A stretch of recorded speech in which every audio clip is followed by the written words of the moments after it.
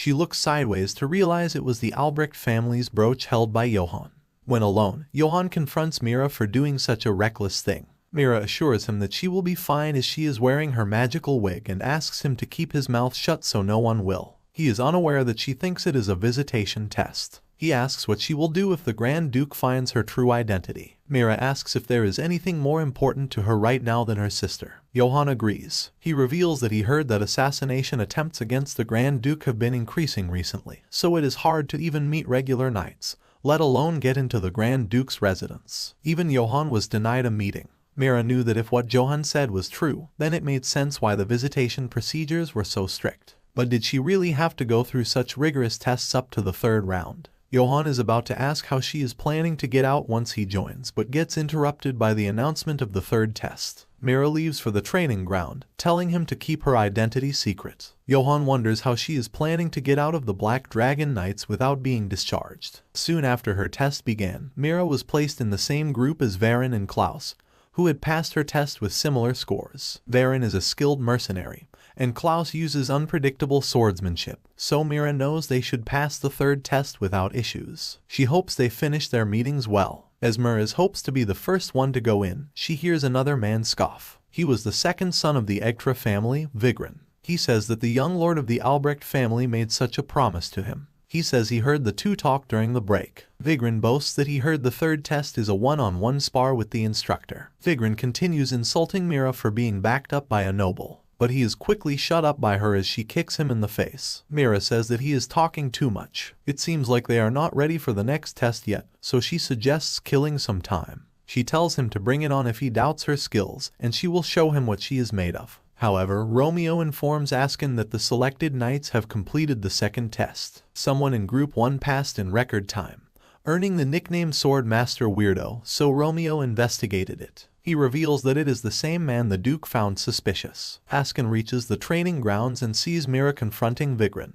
He tells them to stop and approaches Mira. He remarks that she is at the center of a commotion wherever she goes and reveals that a free-for-all duel in the testing grounds will take place. Mira realizes that this person is the instructor for the third test. Askin begins to explain how they will duel with him. As he revealed his identity in the process, Mira could not believe he was none other than the Grand Duke Askin Ludovica himself. As Mira duels with Askin, his sharp eyes follow her every move, and he remarks with a smirk that her reflexes aren't bad. Despite his words, Mira remains tense. She can't fathom how a human being could swing such a massive sword with one hand, and at such blinding speed. It feels as though she's battling a complete monster, not a man. The rumors about Askin being the Empire's strongest warrior weren't just idle talk. Every swing of his blade confirms the terrifying truth. If even a single strike grazes her, it's over. Her mind races, but she knows she can't afford to back down now, not when she's come this far. Her sister's happiness hinges on the outcome of this test. She has to succeed, no matter what. Askin comments on her strategy. He notes how quick she is on her feet, but to challenge a great sword with such a light blade, she must either be foolishly stubborn or truly confident in her skills. Mira is fully aware that trying to stall for time won't work against someone like him.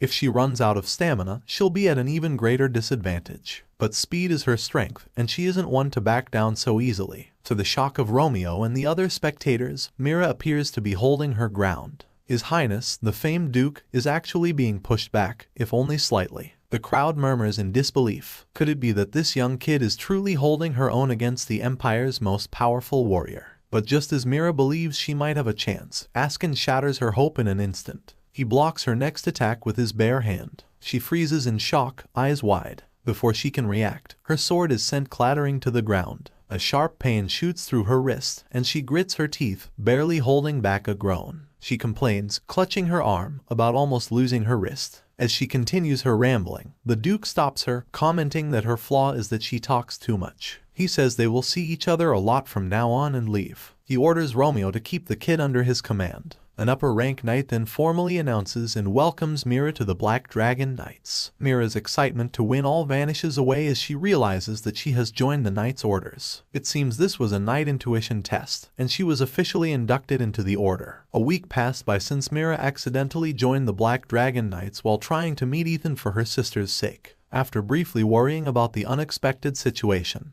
Mira figured she could still meet Ethan if she stayed in the same Knight Order. With that hope, she endured each day despite getting adequate sleep. To her disappointment, Ethan was sent on a mission to another region and was to be back in autumn. She was disappointed as it was spring right now and there was too much time left. She could not even send the letter because he had been constantly moving. Johan suggested that she escape now as it was not too late. But Mira remains stubborn. Having come this far as she has decided, she will not leave until she sees her. She can always desert the knights later. The scene switches to the Black Dragon Knights instructor, Aaron, who explains the knight ranks to the newly appointed knights. He elaborates on how knight ranks are divided into 4 stages. The commander and vice commander are the commanders. Those who lead a unit are upper-ranked knights, responsible for a squad, and regular knights carry out missions under their command. Then there's the apprentice knights, like Mira, who haven't been knighted yet. Starting tomorrow, Aaron reveals that upper-ranking knights will oversee their training. As for their current first training, they were required to jump through a ring of fire. No one dared to volunteer for it at first. Aaron suggests Mira, who passed the initiation test first, go. However, despite her determination, Mira failed to jump unscathed through the ring.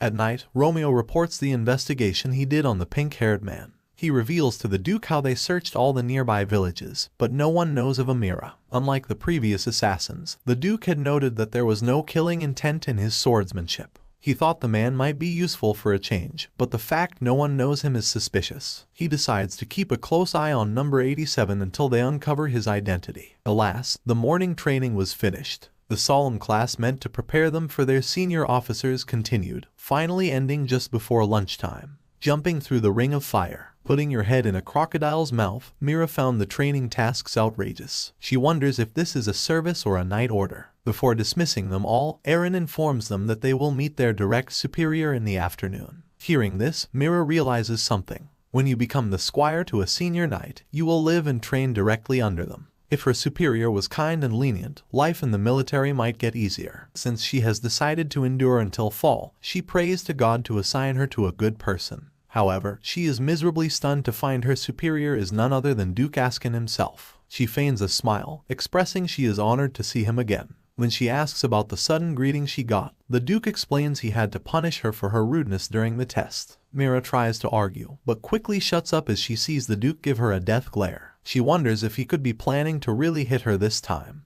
If she gets hit by that arm, something might break this time. Askin verifies if she's a commoner without a surname, quickly noting it down. He also confirms that she's 17 years old. He then asks how she knows Albrecht, as they seem quite close. Mira swiftly clarifies that they are not close at all. She explains that she only saw him from afar while she was training under the Marquis. After all, how could a commoner like her be friends with a noble? The Duke says he is glad if what she is saying is true, but something feels off. He grabs her face, saying that for a commoner, her complexion looks rather good. Maya wonders if he could be suspecting something. She internally tells herself not to panic, as the Grand Duke has never seen her real form. If she acts shamelessly, he won't find out the truth. Using her riz, she meekly asks the Duke if her complexion was really that good enough for him to take a closer look. Pissed, Askin tells Mira to stop with the disgusting comments. Mira complies, relieved she managed to change the subject. She suddenly takes note of a report on an investigation request for the Western ancient ruins. She wonders if these could be the ruins mentioned in the original story. Across the continent, there were several ancient ruins believed to be from before the royal dynasty era,